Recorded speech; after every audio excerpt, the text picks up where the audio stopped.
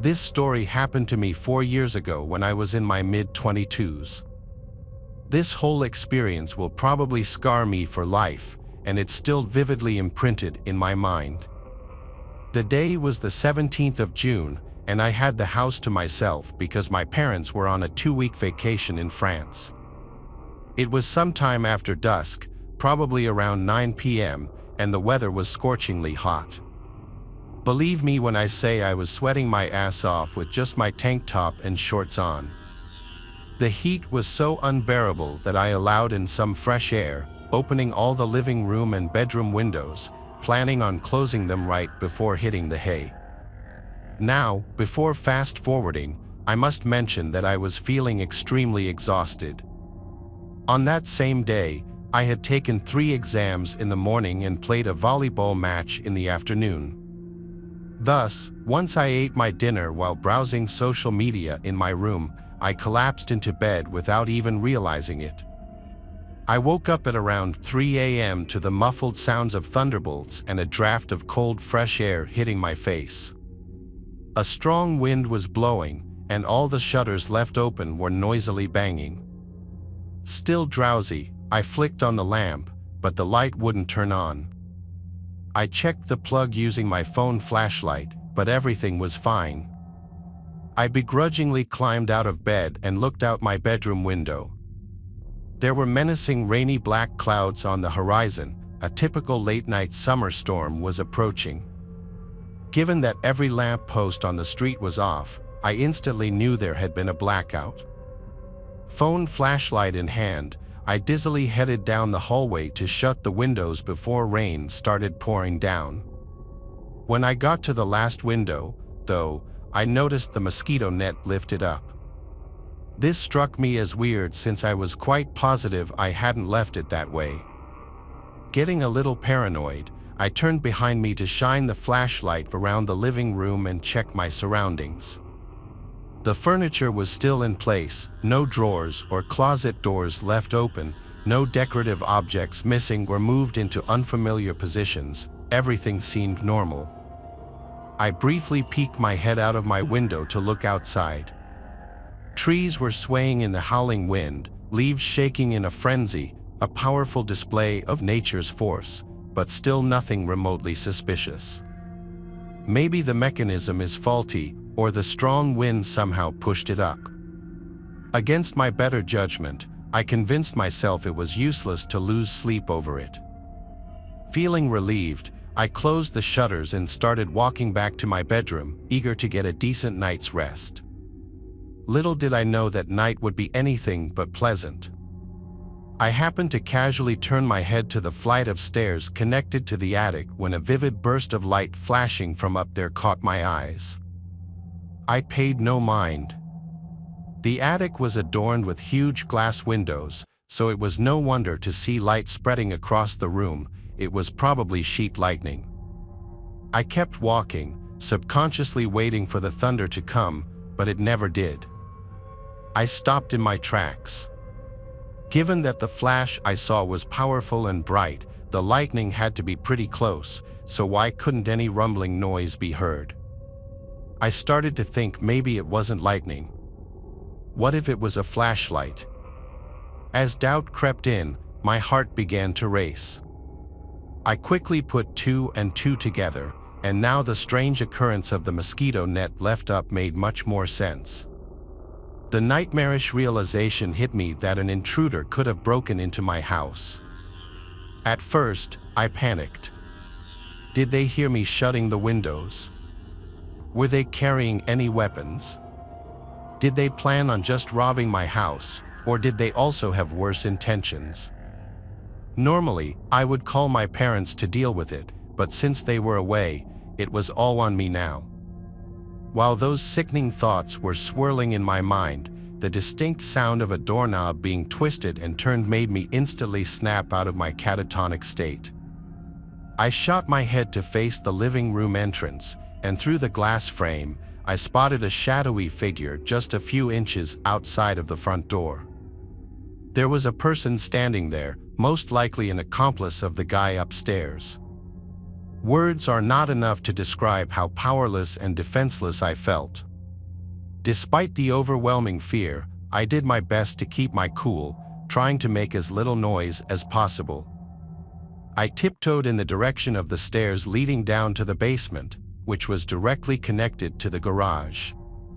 I figured I could safely escape from there. While I was making my descent down, still using my phone as a source of light, I dialed 911. Speaking as softly as possible, I informed the operator about what just happened. He tried to calm me down and reassured me that the police would be there in less than 10 minutes. He also added that I should lock myself in a safe room and wait for the officers to show up. I was about to reply that I could easily sneak outside through the garage door when, all of a sudden, I lost the call. I immediately checked the phone and realized that down there, I had no signal. As if that wasn't enough, I also noticed the battery was almost dead. Once I reached the basement, I nervously assessed what to do. I could try and find an emergency flashlight, but now I was so close to escaping from the house that I didn't want to waste time rummaging through the drawers. Besides, I was mindful that the intruders upstairs could have heard me. In the heat of the moment, I exited the basement as fast as I could. Nonetheless, while making my way towards the garage door, I got a feeling in my gut telling me I was being watched. I don't even know why. Maybe my sixth sense had picked up on something, but I pointed my phone to illuminate the back seats of my car. And there he was, a man's face stuck to the rearview mirror. A disgusting, revolting face with dead, bulging wide eyes and a malicious yellowish grin spreading across its cheeks. He kept staring at me so intently it almost looked like he was piercing into my soul. He slid his dirty hand against the glass, waving me hello in an unnaturally slow motion. At that point, it happened. My phone battery died, turning off the flashlight and leaving me in total darkness. I felt my heart in my throat. I had never been more scared in my entire life. My whole body was quivering and shaking in fear. When I heard the car door opening, I lost it. I screamed. I screamed like a little girl as I somehow managed to unlock the garage door and bolt outside, climbing up the driveway ramp. By that time, heavy rain had started pouring down. I hopped over the gate and ran to the nearest house, yelling like a lunatic for the neighbors to rush outside.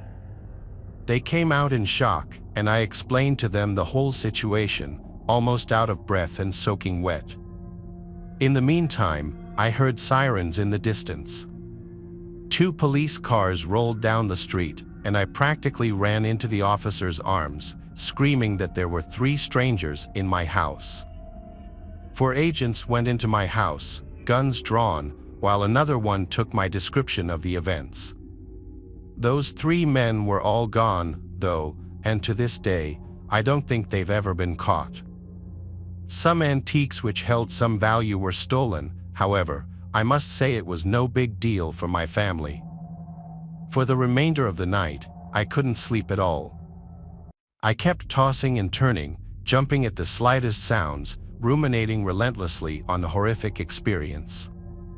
But I kid you not, another chilling surprise was lying in wait. When morning came, I spotted a small piece of paper sticking out of the edge of my bed.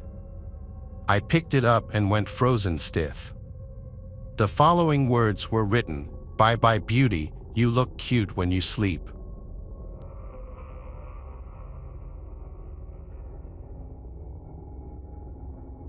Way back when I was a teenager, my friend's house was broken into. My mom was out of town, and I was at my friend Acer's house. We lived in a middle-class to upper-class neighborhood in the suburbs. Nothing super fancy, just a pretty average American home.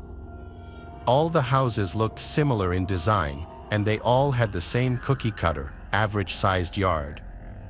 Friend Acer lived right down the street, and I wanted to hang out over there and sleep over because I didn't like to stay home alone at night, and my mom wasn't really sure if I was ready for it yet either. Quite frankly, I was 11 years old, and I was a pretty shy and timid kid that was always sucked into the Xbox. I didn't play sports, and my dad wasn't in the picture very much. I was kind of a mama's boy, as embarrassing as that is to admit, but it's the truth. I was scared to stay home alone for a whole night. It was okay, though, because Acer's parents let me sleep over. Acer's parents, Beck and Irina, were really cool. It was a Saturday night, and they were also having company over. They were grilling out and having some drinks by the fire while Acer and I and a few of his younger cousins ran around the yard, playing catch, jumping on the trampoline, and swimming in their pool. After a few hours of being kids and bouncing off the walls, we grew tired, so we hung out inside for a bit. Then eventually, we made our way outside for an hour or so to hang out with the adults until our curfew came up. I would say around 11 o'clock, his parents made us go inside to get ready for bed. They put a movie on for all of us kids in the basement, and we set up a bunch of sleeping bags. We were watching some random movie, I don't remember what it was, but after a while, I fell asleep. I'm a light sleeper, so it wasn't a surprise when I woke up to one of the doors creeping open in the basement, along with some heavy footsteps, which sounded like they were coming from the stairs. I lifted my head up to see what was going on, but I couldn't see much. It was really dark down there, and I figured it was one of Acer's little cousins maybe just using the restroom or something, so I laid back down. I rolled over and went back to sleep, but within a matter of minutes, I woke to a pounding sound.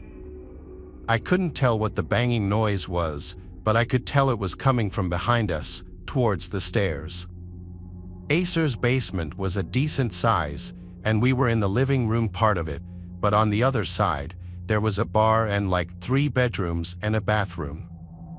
I thought the noise was coming from downstairs, but I wasn't totally sure.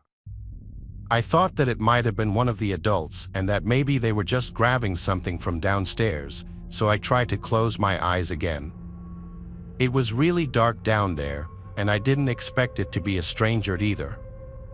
That, or I thought that maybe one of the adults went to the restroom as well.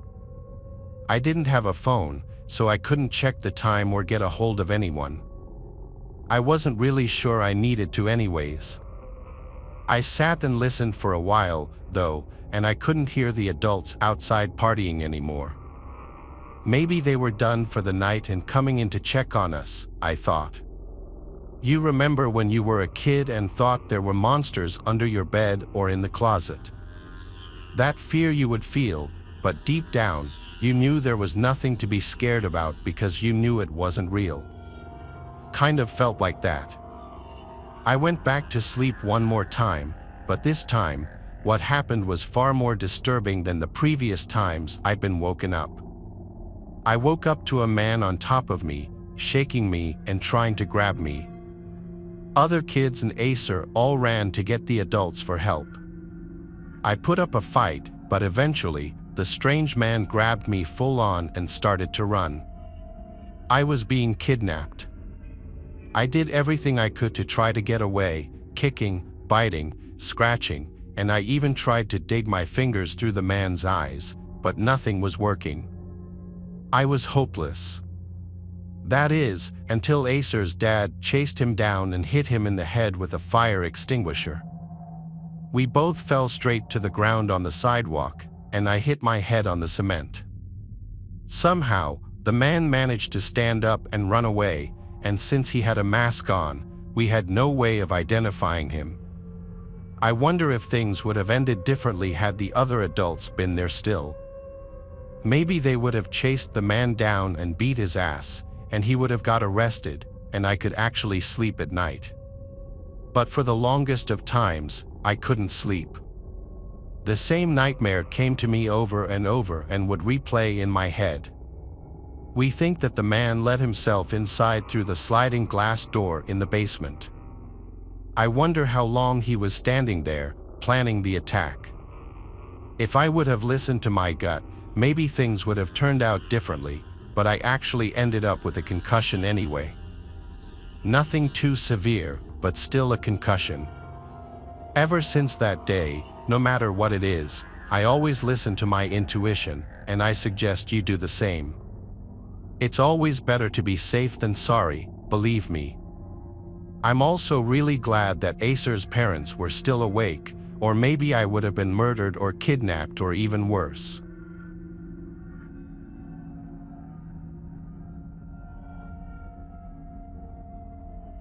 It all started on a rainy night. My dad had wanted me to babysit my little brothers while he went to the bar to play pool and drink. I'd gotten them to settle down for the night and I decided to go order some food and chill, playing some CS while I waited. About 30 minutes had gone by and I was wondering why the hell my food was taking so long. I finally heard a knock on my door and there was a rough-looking man who said he had my food. I tipped him and he went on his way. I closed the door and walked back to my computer, completely forgetting to lock it. If one of my protective friends hadn't said something while we were gaming, things might have gone a lot worse. Them asking to make sure I locked the door was a potential life-saving question, because in fact, I had completely forgotten to lock the door. To me, it wasn't the biggest deal at the time, but I'm glad they said something and you'll see why here in a minute. I checked on the door to make sure it was locked, and of course, it wasn't. So I locked the door real quick and went back to gaming. My computer, by the way, was in my living room, and to the right of me was my kitchen. In the kitchen, there was a giant bay window facing directly into where I was sitting and gaming. I started eating my food while gaming, and I heard my front door knob jiggle. I thought maybe I was just scared and hallucinating it since I was home alone and my brothers were asleep in bed, until my dog started barking at the front door. That was the exact moment I realized that something bad was happening. Whoever was there started banging and rattling the door handle. Freaked out, I ducked under the counter beside me, called my dad, and then called 911.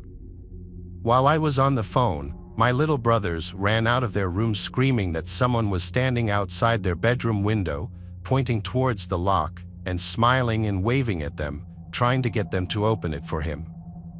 I completely lost it and started crying, but I had to hide my brothers in my room, in my closet, and I told them to not come out at all. I thought he was going to try the back door next, which was a glass door that he could have easily rocked back and forth to get the lock loose or even just shattered the door completely. All it would really take to break it was an object to swing at it, like a metal bat or something. So I was freaking out. I grabbed a knife and waited for my dad and the police to show up for what felt like forever. I was scared that I was going to have to defend my little brothers and myself in a life or death scenario. I was only 13 at the time, so I was really scared. The cops finally showed up, and the person had disappeared. But every night after that, I was scared he would come back and we would finally meet. I have no idea if it was someone random or the Chinese food delivery driver from earlier. I just hoped he would never come back. Luckily, he never did, but that didn't stop me from being scared shitless every night, especially when I was home alone. It's especially creepy when you think about how us kids were alone.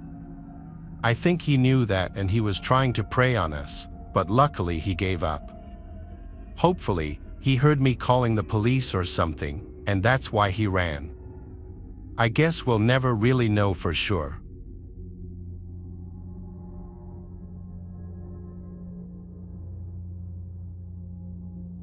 It's all too hard to say, but I've been thinking about it non-stop for a while now, and I'm still paranoid. This happened in August of last year. I had taken a week off from work for a staycation at home. I had been living alone for the past few months after my roommate moved out, but I'd been working too much to really enjoy the space and freedom of living alone. This week was supposed to be my relaxing, me time that I never got to have. Unfortunately, it could not have been further from that. It was my second day off, and I was just chilling, watching TV, eating nice home-cooked meals, all of that kind of stuff, when I heard someone walk up to my front porch. It was midday, so I thought maybe the mailman or just some solicitor. But as I stayed sitting on the couch for a few minutes, I realized they still hadn't knocked or rang the doorbell. I never heard them walk away, so it got me curious. I got up and went over to the door to look out the peephole. Sure enough, someone was still on my porch. It was a man looking to be in his mid-30s, wearing a light sweatshirt and black jeans. He wasn't in front of the door, though. He was off to the side, looking around like he was searching for something. I thought of opening the door, but I was too nervous to confront him, so I just watched. After 40 seconds, the guy walked away quickly and got into a parked car on the road by my neighbor's house. Once I saw him drive away, I went out to investigate. Everything looked normal to me, at least everything in the area the man was looking around. I went back inside and mostly forgot about it. Within the hour, I took a nap, then made dinner a few hours later, and finally turned on a movie to finish off the night with. Sometime in the middle of it, there was a knock at the door. I paused the movie and went to see who it was. It was that man from earlier, this time standing in front of the door and seeming to be waiting for me to answer. I cracked the door open just enough to talk through. "Hey, I was hoping you'd help me out with something." I'd ask someone else, but nobody would answer, the man said right away with a big smile. "What do you need?" I asked. He went on to tell me this elaborate story about his car. Breaking down right next to my house, he pointed at it, and I immediately knew it was the same car I saw him drive away in earlier. Then he said all he needed was to use my phone to make a quick call. Knowing this was some sort of scam or something, I denied him right away and closed the door. I then looked through the peephole to make sure he left, but he didn't. His face grew excessively angry, and he banged on the door again. I yelled through the door that I'd call the cops if he didn't leave. He stood and thought for a moment, then hurried off, but not to his car.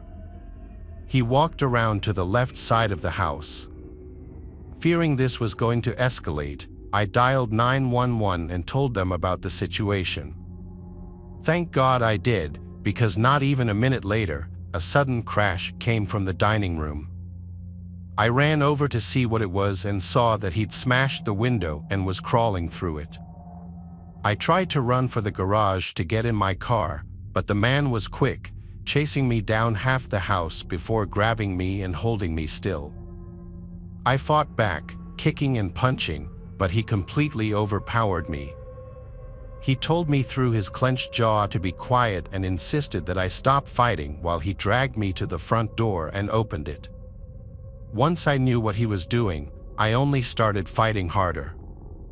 As he tried to bring me closer to his car, someone walking their dog on the other side of the road saw us and came running over. Before he even reached us, the man let go of me and sprinted to his car and drove away. It all happened so fast. Once the police arrived, they helped calm me down and got all the information I could give them. Apparently, it wasn't enough, though. He was never found.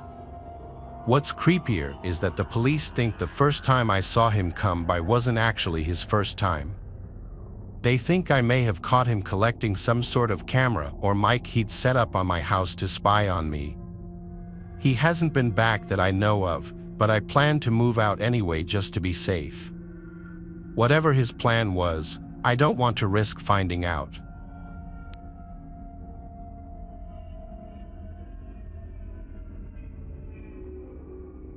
I live in a townhome in the middle of a relatively small city. It's very small and outdated, but I live alone, so it's the best I can afford. I worked late this night, getting home sometime around 8 or 9. Pulling up my shared driveway, I noticed the townhome connected to mine had its front door wide open. All the lights in the house were off, though, which made me think they must have accidentally left it open and then gone to sleep. I made fun of them in my head and went inside my house, not thinking much else about it. I got out some frosted flakes and ate while watching Netflix, then forced myself to go to bed because I had to be up early for my morning shift tomorrow. Going to my bedroom, which happened to have a connecting wall to my neighbors, I heard a few thumps come from inside their place. My neighbors usually don't make any noise, so hearing anything from them was a rare occurrence. I just hoped they wouldn't keep me up and turned off the lights and hopped in bed. I laid there with my eyes closed for several minutes, trying to drift into sleep when the most terrifying sound instantly shook me up, my front door being smashed in. It was a single violent hit. I jumped out of bed and ran into the hallway. There was wood debris all over the floor, and the front door was wide open. But whoever did it must have been moving quickly because they weren't there. I heard some footsteps running through the living room, and at this point, I could tell there was more than one person. I tried to run back to my bedroom, but a man screamed at me to stop. I turned to face two large men, both wearing masks and hoodies. One was holding a baseball bat, and the other held some sort of metal ramming tool, which must have been used to bust open the door. This next part was chaotic as they yelled commands at me and forced me to the ground. I didn't even try to fight back because I knew it would only put me in more danger. One of them held me down aggressively, pressing my head on the floor, while the other went around the house and shoved stuff in his backpack. I was panicking, breathing heavily, and trying to convince them to get off me and just let me stay out of their way. I probably should have just shut up and stayed quiet, but it was hard to think straight. Somewhere around 2 to 3 minutes in, the man that was grabbing stuff came running back to the hallway, yelling at me and the other guy about something outside. The man got off me and ran over to the window. Then they both came running back and pushed me down as I was trying to get up. They looked full of rage as they started attacking and threatening me before trying to run out the back door, but they were too late. For cops had surrounded the house, and seconds later, they forced the men to give up. As it turns out, the men broke into my neighbor's townhome too. They weren't home at the time, but when they pulled in, they immediately called the cops, which was how they were able to help me. The two men turned out to be just regular guys trying to make some quick money. Aside from the smashed front door and a few bruises, I was all right. I still think it was stupid of them to attack me instead of just making a run for it at the end, but I'm sure either way they were screwed. It was by far the most terrifying thing I'd ever been through, but I'm extremely lucky to have had it end up the way it did, with them in prison.